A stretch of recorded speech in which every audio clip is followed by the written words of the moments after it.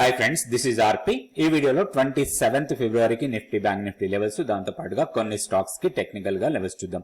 ఈ రోజు నిఫ్టీలో కొంత సెల్లింగ్ ప్రెజర్ వచ్చింది. 90 పాయింట్స్ మైనస్ లో క్లోజ్ అయింది. క్లోజింగ్ వచ్చి 22,122. సో టాప్ స్టాక్స్ లో చూస్తే L&T 2.43% తో టాప్ లో ఉంది. తర్వాత power grid, Adani enterprises, BPCL, Tata consumer, Adani ports, SBI life ఇవన్నీ కూడా పాజిటివ్ గా క్లోజ్ అయితే, నెగటివ్ గా క్లోజ్ అయిన స్టాక్స్ లో టాప్ లో ఉంది ఏషియన్ పెయింట్స్, తర్వాత Hindalco, Divi's Lab, Tata Steel, Titan, Tech Mahindra. Basic గా కొంత మెటల్ సెక్టార్స్ లో సెక్టోరియల్ గా చూసినప్పుడు మెటల్ సెక్టార్స్ లో కొంత వీక్నెస్ కనిపించింది. సో ఈ రోజు మనం మెటల్ సెక్టర్స్ నుంచి కొన్ని స్టాక్స్ కి టెక్నికల్ గా లెవెల్స్ చూద్దాం. నెక్స్ట్ వచ్చి బ్యాంక్ నిఫ్టీ విషయానికి వస్తే, బ్యాంక్ నిఫ్టీ కూడా కొంత మైనస్ లోనే క్లోజ్ అయింది. బ్యాంక్ నిఫ్టీ వచ్చి 46,576 దగ్గర క్లోజ్ అయింది. హైయెస్ట్ లూజర్ వచ్చి బంధన్ బ్యాంక్ 2.71%, అదే పంజాబ్ నేషనల్ బ్యాంక్ 2.42%, తర్వాత AU bank 2.29%, axis bank, Kotak, IndusInd bank, ICICI ఇవన్నీ కూడా నెగటివ్ లో క్లోజ్ అయ్యాయి. పాజిటివ్ గా క్లోజ్ అయిన స్టాక్స్ లో IDFC ఫస్ట్ బ్యాంక్, తర్వాత bank of Baroda, HDFC bank, ఇవి మాత్రం పాజిటివ్ గా ఉన్నాయి. టెక్నికల్ గా లెవెల్స్ చూద్దాం. ఇది Nifty daily candle stick chart. ఈ లెవెల్స్ అన్ని మనం గతంలో వేసుకున్న లెవెల్సే. సో మనం ఈ రోజు ఓపెనింగ్ కొంచెం ఫ్లాట్ గానే కొంచెం మైనస్ లోనే ఓపెన్ అయింది లాస్ట్ క్లోజింగ్ తో చూస్తే. అయితే హైయర్ లెవెల్లో మాత్రం అగైన్ మళ్ళీ కొంత ప్రెజర్ వచ్చింది. అయితే ఒకటి ఇంట్రాడేలో కొంత వొలటాలిటీ ఎక్కువ ఉంది. సో ఇది రాబోయే రోజుల్లో కూడా కొంచెం వొలటాలిటీ ఎక్కువ ఉండొచ్చు. ఎక్స్పైరీ వీక్ ఇది. ఎక్స్పైరీ వీక్ లో ఎప్పుడు కూడా కొంత వొలటైల్ ఉంటుంది మార్కెట్. ఇప్పుడు మన లెవెల్స్ లో పెద్దగా మార్పు ఏం లేదు. మనం గతంలో అనుకున్నది 22,055, ఇది ఇప్పుడు కూడా సపోర్ట్ లెవెల్ లాగానే ఉంటుంది.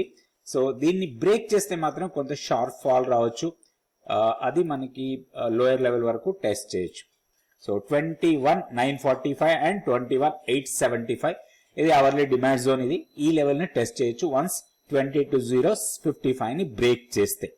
హైయర్ లెవెల్లో అగైన్ రెసిస్టెన్స్ మనం గతంలో అనుకునేది 22,250. సో ఇది చాలా క్రూషియల్ లెవెల్ లాగా ఉంటుంది రాబోయే రోజుల్లో. సో ఈ లెవెల్ మాత్రం మనకి స్ట్రాంగ్ రెసిస్టెన్స్ లాగా ఉండే అవకాశం ఉంది. 22,250 నుంచి 22,300 వరకు.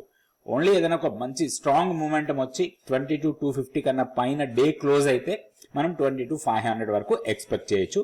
ఇవి నిఫ్టీకి లెవెల్స్. నెక్స్ట్ బ్యాంక్ నిఫ్టీ చూద్దాం.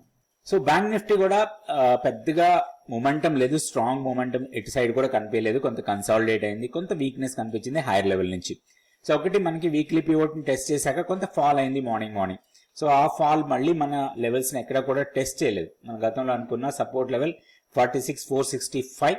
సో ఆ లెవెల్ ని కూడా టెస్ట్ చేయలేదు. ఇప్పుడు కూడా ఇదే మనకి సపోర్ట్ లెవెల్ లా ఉంటుంది.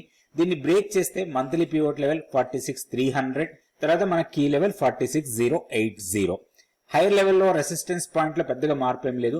ఇప్పుడు ఉన్న లెవెల్స్ ప్రకారం చూస్తే 46,830 ఇమీడియట్ రెసిస్టెన్స్ లాగా ఉంటుంది.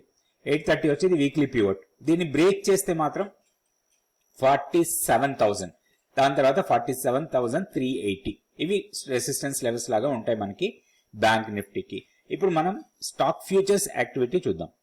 స్టాక్ ఫ్యూచర్స్ లో చూస్తే HDFC AMC ఈ రోజు దాదాపు 3% వరకు పెరిగింది. దాంతో పాటుగా ఓపెన్ ఇంట్రెస్ట్ 13.35% పెరిగింది. సో ఈ స్టాక్ ని మనం టెక్నికల్ గా లెవెల్స్ చూద్దాం. దాని తర్వాత Tata consumer, Dalmia Bharat, L&T, SBI లైఫ్, జైడస్, హిందుస్థాన్ యూనిలివర్, అదానీ పోర్ట్స్, గెయిల్ ఇవన్నిట్లో కూడా ఓపెన్ ఇంట్రెస్ట్ పెరుగుతూ ప్రైస్ పెరిగిన స్టాక్స్. షార్ట్స్ బిల్డ్ అయిన స్టాక్స్ కూడా ఒకసారి లిస్ట్ చూద్దాం. షార్ట్స్ బిల్డ్ అవుతున్న స్టాక్ లో ఇక్కడ BEL కనపడుతుంది, కానీ BEL షార్ట్స్ బిల్డ్ అవుతున్న దాని కింద మనం కన్సిడర్ చేయొద్దు. ఓపెన్ ఇంట్రెస్ట్ పెరిగింది, ప్రైస్ మాత్రం బాగా తగ్గింది. ఒకటి ఓన్లీ ఏంటి అంటే హైయర్ రేంజ్ లో ప్రాఫిట్ బుకింగ్ జరుగుతుంది BEL లో. సో BEL ని మనం కన్సిడర్ చేయొద్దు. తర్వాత ఆల్కెమ్ ల్యాబొరేటరీస్, ఆల్కెమ్ లో కొంత షార్ట్స్ బిల్డ్ అవుతున్నట్టు కనపడుతుంది. 10.88% ఓపెన్ ఇంట్రెస్ట్ పెరిగి 7.5% ప్రైస్ తగ్గింది. దాంతో పాటుగా page industries, UltraTech cement, Dabur, Muthoot finance, MSFL, తర్వాత ఏషియన్ పెయింట్, కాన్కర్, IGL వీటిలో కొంత ఓపెన్ ఇంట్రెస్ట్ పెరుగుతూ ప్రైస్ తగ్గుతూ ఉన్నాయి. సో మనం ఇందాక అనుకున్నట్టుగా ఫస్ట్ స్టాక్ వచ్చి HDFC AMC.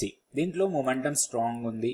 సో ఓవరాల్ గా ట్రెండ్ వైజ్ గా అప్ ట్రెండ్ కంటిన్యూ అవుతుంది. ఆల్ మూవింగ్ యావరేజ్ పైన ట్రేడ్ అవుతుంది.